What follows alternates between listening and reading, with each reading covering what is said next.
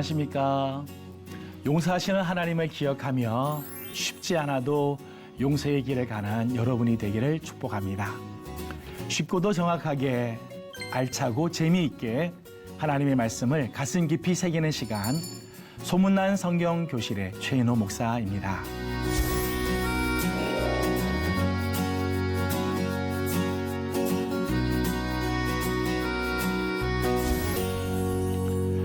지난 시간에 나눈 말씀 생각이 나시나요?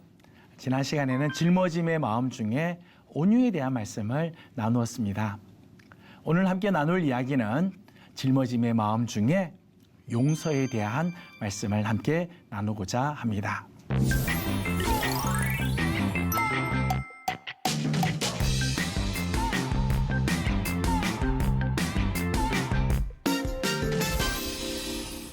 아, 1973년 AP통신의 사진 기사에 있던 닉 우트가 퓨리처상을 수상을 하게 됩니다. 퓨리처상을 수상할 때 그 수상 작품이 이 작품이에요. 제목은 전쟁의 공포. 1972년 6월 8일 베트남의 트랑방이라고 하는 마을에 미군 전투기가 네이팜탄을 쏟아붓습니다. 그 네이팜탄의 폭격으로 인해서 9살 난 소녀 킴폭은 온몸에 화상을 입게 되고 2명의 동생을 잃게 됩니다. 그 후 23년이 지나고 나서 1996년 워싱턴에서는 월남전 기념비 제막식이 거행이 되어집니다. 이때 이 킴폭 여인이 이 제막식에 초청을 받아서 연설을 하게 됐어요. 그때 이 킴폭 여인이 했던 메시지는 이런 메시지입니다. 민간인 마을에 폭탄을 투하했던 그 전투기 비행사 조종사를 만나면 나는 용서해 줄 거다. 자기를 이렇게 힘들게 하고 아픔을 주었던 그 비행기 조종사를 자기는 용서해 줄 거라. 이런 메시지를 전했습니다. 그런데 마침 그 자리에 정말 그 당시 비행기 조종사였던 존 플러머라고 하는 사람이 그 자리에 참석을 했던 거예요. 그 이야기를 듣고는 일어나서 내가 바로 그때 그 폭탄을 투하했던 조종사입니다. 정말 미안합니다. 정말 내가 당신에게 너무 힘든 시간을 줬습니다. 나를 용서해 주십시오. 그때 킴폭 여인이 내가 다 용서하겠습니다. 해서 아주 감동스러운 그런 자리가 된 적이 있었습니다. 그 모임이 끝나고 나서 두 사람이 사석에서 만나게 됐어요. 킴폭 여인과 그리고 존 플리머가 함께 만나서 같이 대화를 하다가 이 존 플러머가 이런 이야기를 나중에 해요. 어떻게 2분 동안의 짧은 대화로 지난 24년간의 악몽이 깨끗이 지워질 수 있는가? 자기가 24년 동안 예전에 그 네이팜탄을 쏟아붓고 그것 때문에 고통스러워했던 그 많은 사람들 생각하면서 자기는 정말 악몽 같은 시간을 지내왔는데 킴폭 여인을 만나고 정말 불과 2분 동안의 짧은 대화인데 그 짧은 2분 동안의 대화에서 자기 마음의 그 악몽들이 깨끗하게 씻어지는 것을 경험했다는 거예요. 용서는 참 놀라운 능력이 있어요. 용서는 당사자와 상대방 모두를 살게 하는 능력이 있습니다. 용서는 나 자신만이 아니라 상대방 모두를 살게 하는 능력이 있습니다. 참된 자유를 불어넣어주는 신비한 힘이 그 안에 있어요. 예수님께서 십자가를 지시고 십자가에서 7마디의 말씀을 하시죠. 그것을 우리는 가상칠언이라고 이야기를 해요. 마지막 생애를 마감하는 그 십자가의 절체절명의 그 순간에 예수님께서 하셨던 7마디의 말씀. 그 7마디 말씀에는 예수님의 마음과 예수님의 인격, 예수님이 소망이 담겨져 있는 말씀들이 함축적으로 거기 다 들어있겠죠. 그런데 예수님께서 이 7마디 말씀을 하는 중에 제일 첫 번째 메시지, 제일 첫 번째 했던 말씀이 어떤 말씀인가 하면 바로 용서에 대한 말씀이에요. 누가복음 23장 34절 말씀 보면 이에 예수께서 이르시되 아버지 저들을 사하여 주옵소서. 자기들이 하는 것을 알지 못함이니이다 하시더라. 7마디의 말씀 중에 제일 첫 번째 주님께서 정말 하시고자 싶었던 말씀은 바로 용서에 대한 메시지였다는 거예요. 그런 의미에서 십자가는 용서의 마음이 없이는 질 수가 없어요.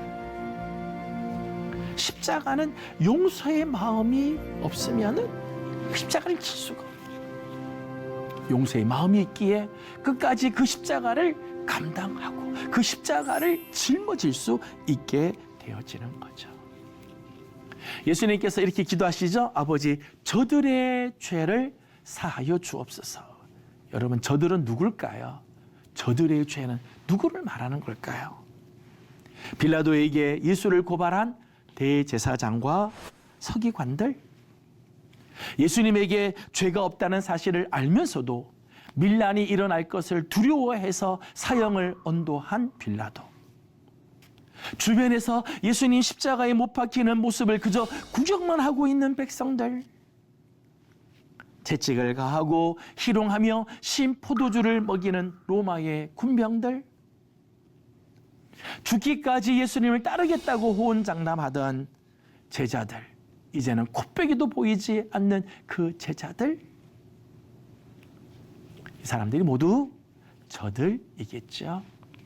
예수님은 그 십자가에서 저들의 죄를 사하여 주옵소서. 십자가의 길은 외롭고 고독해. 십자가의 길은 외롭고도 고독해. 여러분 저는 예수님이 십자가 지고 올라가실 때 예수님 주위에 수많은 군중들이 따라갔지만 예수님은 참 외로웠을 거라 생각이 들어요. 참 고독했다고 생각이 들어요. 여러분 우리가 십자가의 길을 걸어갈 때는요 이럴 때가 있어요. 외롭고 고독하고 오히려 사람들에게 따돌림을 당하는 때문에 우리 안에 불평과 원망과 섭섭함, 미움, 세상적인 정의감, 포기하려는 마음이 있는 한 우리는 십자가의 길을 걸어갈 수가 없어요. 우리는 짊어짐의 삶을 끝내 감당하지 못해요. 우리 안에 용서의 마음이 있을 때, 나를 향하여 힘들게 했던 그 사람들을 향하여 용서하는 마음이 있을 때 십자가의 길을 끝까지 지게 되는 거죠. 오늘 우리의 모습들이 이런 모습들이 아닌가요? 혜택은 좋아하지만 정작 헌신이 없는 세대를, 오늘 우리의 모습들이지 않아요? 골고다엔 세 개의 십자가가 세워져 있죠. 예수님 십자가를 중심으로 해서 좌우에 두 개의 십자가가 있습니다. 모양은 세 개의 십자가가 다 비슷해요. 세 개의 십자가 모양은 다 비슷하지만은 그 의미나 능력이나 영광은 전혀 다르죠. 전혀 달라요. 첫 번째 십자가는 첫 번째 행악자의 십자가죠. 첫 번째 행악자가 진 십자가가 있습니다. 누가복음 23장 39절 말씀 보면 달린 행악자 중에 하나는 비방하여 이르되 내가 그리스도가 아니냐 너와 우리를 구원하라 하되 그렇게 했어요. 이 행악자는 자기가 지은 죄를 깨닫지도 못하고 오히려 자기를 십자가에 못 박은 자를 향해서 원망과 저주가 가득하고 있죠. 자기를 지금 십자가에 매달아 두고 있는 이 상황이 너무너무 불쾌하고 막 화가 막 나는 거죠. 그래서 예수님을 향해서 비방하고 예수님을 향해서 막 공격을 하고 있어요. 첫 번째 십자가의 특징은 발악하며 지는 십자가, 원망으로 지는 십자가. 첫 번째 십자가는 이런 거예요. 원망으로 가득 차서 지는 십자가죠. 두 번째는 또 다른 행악자의 십자가입니다. 또 다른 행악자의 십자가. 이 또 다른 행악자는 이런 모습을 갖고 있어요. 하나는 그 사람을 꾸짖어 이르되 내가 동일한 정죄를 받고서도 하나님을 두려워하지 않느냐? 네가 어떻게 하나님을 두려워하지 않느냐? 우리는 우리가 행한 일에 상당한 보응을 받은 것이다. 보응을 받는 것이 당연하거니와 이 사람은 행한 것이 옳지 않은 것이 없느니라. 이 두 번째 이 행악자의 십자가는 자기의 죄를 깨닫는 사람이죠. 자기의 죄를 깨닫고 지는 십자가예요. 마땅히 십자가의 형벌에 처벌을 받는 사람의 모습이지요. 두 번째 십자가는 선택의 여지가 없어요. 자기가 지은 죄값을 치르는 십자가죠. 예수님의 십자가는 다르죠. 예수님의 십자가는 지지 않아도 되는 십자가예요. 예수님과는 정말 상관없는 그런 십자가이죠. 배신과 조롱, 수치와 억울함, 고통과 저주의 그 십자가. 사실은 예수님 십자가 지지 않으셔도 되는, 예수님과 전혀 상관없는 십자가이지만 용서하는 마음으로 자원하여 지시는 십자가죠. 자기를 향해서 배신하고 모욕을 주고 수치를 주고 고통을 주었던 그 사람들을 용서하는 마음으로 지시는 십자가입니다. 그러기에 이 예수님의 십자가에는 용서하는 마음으로 자원해서 지시는 십자가. 그렇기 때문에 이 용서의 마음에는 하나님의 사랑이 임하고 그 용서로 지고 가는 그 십자가에는 회복의 역사가 일어나고 거기에는 놀라운 구원의 역사가 나타나게 되어집니다. 우리 안에 용서하는 마음이 있을 때 그 십자가의 길을 끝까지 감당하고 십자가에서 승리하는 삶을 살게 되는 거예요. 예수님께서 우리에게 보여준 귀한 모습이지요. 우리는 예수님의 이 모습에서 용서에 대한 모습을 우리가 잠깐 생각을 할 수 있다고 생각합니다. 용서의 마음은 몇 가지 특징이 있어요. 하나는 지금 용서하는 거예요. 지금 용서하는 거예요. 어떤 분들은 이런 이야기를 합니다. 지금은 용서 못하겠다. 모든 문제가 해결이 되고 내 마음이 편해지면 그때 용서하겠다. 지금은 내 마음이 도저히 용서할 마음이 안 된다. 그런 말을 하는 분이 있어요. 이해는 됩니다. 일리는 있어요. 어떤 분이 이런 이야기를 합니다. 머리로는 용서가 되는데 마음으로는 용서가 안 된다. 이런 분이 있어요. 이해는 하지만 머리로는 되지만은 가슴이 안 된다는 거죠. 그런데요, 성경 예수님께서 우리에게 보여주는 용서의 모습을 보게 되면 앞으로 상황이 어떻게 되든 상관하지 않고 지금 앞으로 뭐 좋아지면 편해지면 나중에 다 이해가 되고 마음이 진정이 되면 그때 내가 용서하겠다. 그게 아니죠. 오늘 예수님의 말씀을 보게 되면 지금 십자가에서 고통스럽고 지금 정말 최악의 상황에서도 예수님은 저들을 향해 용서의 기도를 하나님께 올려드리잖아요. 용서는 지금 하는 거예요. 내가 나중에 하겠다. 아니에요. 성경적인 용서. 예수님이 보여준 용서는 지금 하는 용서입니다. 두 번째, 용서의 마음은 먼저 용서하는 거예요. 먼저 용서. 이런 이야기를 들어보신 적이 있죠? 용서가 먼저냐, 회개가 먼저냐? 회개하지 않는 사람을 용서하는 것이 이게 무슨 의미가 있느냐? 상대방이 회개하지도 않는데 내가 용서하는 거는 오히려 무모해 보이고 오히려 연약해 보이고 아무 쓸모 없는 것처럼 보인다는 거죠. 그것도 역시 일리가 있는 것 같아요. 그런데요, 성경적으로 보게 되면 상대방이 회개할 때 용서해 주는 게 아니고 용서하는 마음 앞에 비로소 회개가 일어나게 되어 있어요. 여러분, 로마서 5장 8절 말씀 보면 아주 놀라운 말씀이 나오죠. 우리가 아직 죄인 되었을 때 그리스도께서 우리를 위하여 죽으심으로, 여러분, 예수님께서 우리를 위하여 죽으시고 우리를 용서해 주신 게 이제 언제예요? 우리가 아직 죄인 되었을 때 하나님께서 우리에 대한 자기의 사랑을 확증하셨다니. 여러분, 우리가 의로워지고 나서 예수님이 우리의 죄를 용서해 주시나요? 우리가 다 하나님 뜻대로 다 살고 나니까 하나님 우리 죄를 용서해 주셨나요? 아니에요.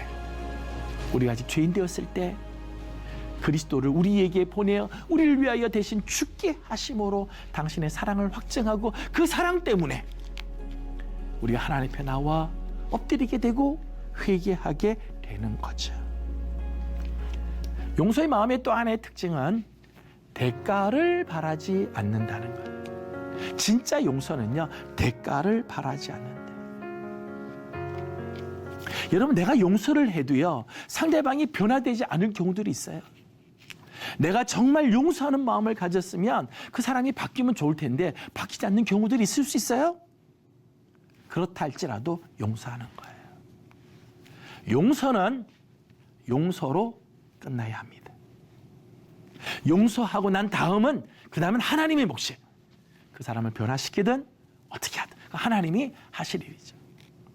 오늘 우리는 용서하는 것으로 끝나야 돼. 대가를 바라고 내가 용서했으니까 너가 어떻게 해라, 그걸 기대하는 것이 아니죠. 대가를 바라지 않고 용서하는 것, 그것이 진정한 용서의 마음이에요.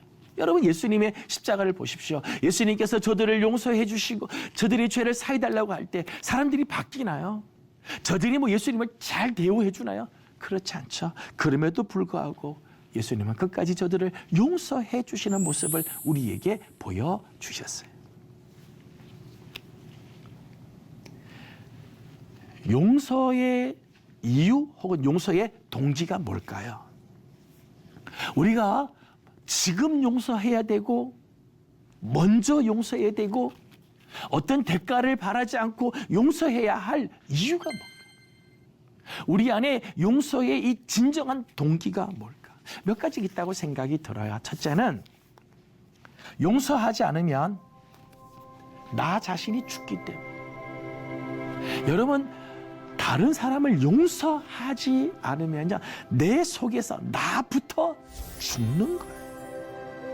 용서하지 못하는 사람은요, 영적으로, 정신적으로, 사회적으로 죽어간다는 거죠. 두 번째는 내가 먼저 용서받았기 때문이죠. 말할 수 없는 우리의 죄, 감당할 수 없는 이 죄악을 우리가 먼저 용서함을 받았잖아요. 그러기에 우리는 다른 사람을 용서해 주어야 되는 거예요. 예수님의 비유 중에 1만 달란트 빚진 사람의 이야기를 잘 알고 있습니다. 주인에게 1만 달란트의 빚을 탕감받았는데 자기에게 불과 100데나리온 빚진 사람을 용서하지 못하는 이 관리를 나중에는 다시 잡아들여서 옥에 가두잖아요. 이거 1만 달란트 다 탕감, 다 변상할 때까지 감옥에 있으라 그래요. 우리는 하나님으로부터 1만 달란트의 빚을 탕감받은 사람들이 내 생명으로도 감당할 수 없는 어마어마한 죄값을 하나님이 다 탕감해 주었죠. 그렇다면 오늘 우리 삶 가운데 있는 이 100데나리온 정도밖에 되지 않는 그 사소한 죄들을 우리는 용서해 줄 수 있어야 하는 거지요. 용서의 이유, 용서의 동기 중에 하나는 용서는 선택사항이 아니라는 거예요. 선택사항이 아니라 명령이라는 명령이다. 예수님께서 우리에게 주신 명령이 아주 유명한 말씀이 있죠. 마태복음 18장 말씀을 보게 되면 베드로가 예수님께 주여 형제가 내게 죄를 범하며 몇 번이나 용서하게 하면 좋겠습니까? 7번까지 하면 되겠습니까? 7번까지. 근데 예수님의 대답은 의외예요. 7번뿐 아니라 7번을 70번까지라도 할지니라. 7번씩 70번이라도 용서해야 된다. 용서는 주님이 우리에게 주신 명령이에요. 할까 말까, 해도 되고 안 해도 되고 하는 선택사항이 아니에요. 반드시 해야 하는 명령이에요. 7번씩 70번까지라도 용서해 주어야 한다. 예수님이 우리에게 주시는 말씀이지요. 용서하기 전에는 그렇게 힘들었던 마음, 용서하기 전에는 늘 나를 막 붙들어 메었던 그 상황도 용서하고 나면 놀라울 정도로 평안해지는 경험을 하게 돼요. 이분은 네덜란드 사람인데요. 코리텐 붐이라고 하는 여사입니다. 코리텐 붐. 코리텐 붐이 2차 대전 때 자기 집이 유대인들을 보호해줬다는 이유 때문에 가족이 전체가 몰살을 당하고 구살생으로 살았어요. 2차 대전이 끝나고 나서 코리텐 붐 여사가 예수님을 만나고 하나님을 만나고 그 사랑의 감격이 돼서 용서의 메시지를 전하는 거예요. 우리 다 사랑합시다, 용서합시다. 그렇게. 어느 독일에서 한번 이 강연을 하는데 사람들 끝나고 나서 사람들이 지나가면서 이제 코리텐 붐 여사와 악수를 하면서 제가 감동받았습니다. 감사합니다. 저도 용서하겠습니다. 이제 이런 이야기를 하고 쭉 지나가는데 바로 뒤에 어떤 한 남자가 서 있어요. 그 순간 코리텐 붐 여사가 이런 이야기를 해요. 자기 머리가 피쭉 쓰고 피가 거꾸로 도는 것 같아요. 왠가 하면 그 사람이 옛날 자기 가족을 몰살시켰던 그 나치군이었다. 그 순간 코리텐 붐 여사가 막 화가 치밀러 오르고 머리가 막 삐쭉 쓰고 피가 거꾸로 도는 그 순간인데 기도를 한 거야. 하나님, 제가 도저히 저 사람하고는 악수를 할 수 없습니다. 저 사람과는 말할 수 없습니다. 그럴 때 하나님께서 그의 마음에 용서의 마음을 주시는 거예요. 내가 너의 죄를 용서해 주지 않았느냐. 그 말을 듣고 그 지나가는 사람에게 손을 내밀었어요.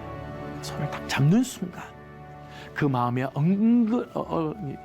엉켜져 있던 그 감정들, 엉그러져 있던 그 한과 같은 마음들이 쫙 풀리는 경험을 하게 되었다는 거예요. 놀라운 일이죠. 십자가의 길에는 반드시 넘어야 할 산이 있습니다. 짊어짐의 삶을 사는 데는 반드시 넘어야 할 산이 있어요. 그게 바로 용서의 산이에요. 이 용서의 산을 넘지 못하면 우리 십자가 감당할 수 없어요. 짊어짐의 삶을 살 수가 없다는 거예요. 구약 성경에는 동해보보법이라는 게 있습니다. 눈에는 눈, 이에는 이. 생명에는 생명으로. 동해보보법이에요. 그런데 십자가의 정신은 그렇지 않아요. 십자가의 정신은 용서하라. 용서하라. 여러분, 우리 인간은요, 동해보보법이 훨씬 더 마음이 좋아요. 내 눈 때린 사람, 나도 눈을 때려야 속이 시원하고, 나에게 악을 행한 사람 나는 갚아야 속이 시원하지. 동해보보법이 훨씬 우리 마음 정서에는 맞는 것 같아요. 그러나 십자가의 길은 그게 아니에요. 십자가는 용서의 마음. 이 용서의 마음이 있을 때 십자가의 삶을 살고 그 길을 걸어가게 되고 짊어짐의 삶을 이루게 되어진다는 거예요. 저는 우리 사랑하는 귀한 성도 여러분들, 여러분의 삶에 힘든 일이 있을 수 있어요. 십자가의 길이 참 쉽지 않을 수 있어요. 그러나 용서의 마음을 갖게 되면 그 십자가도 감당하게 되고 짊어짐의 삶을 살 수 있습니다. 이런 여러분들이 되기를 축복합니다. 여러분, 유익한 시간이 되셨나요? 오늘 수업은 유튜브를 통해서 다시 볼 수 있습니다. 어디에서나 말씀을 가까이 하시고 즐거이 여기시는 여러분들이 다 되기를 바랍니다. 다음 시간에는 짊어짐의 마음 마지막 시간으로 충성에 대한 말씀을 나누려고 합니다. 오늘도 복음의 사람으로 살며 평안하시기를 바랍니다. 다음 시간에 뵙겠습니다. 감사합니다.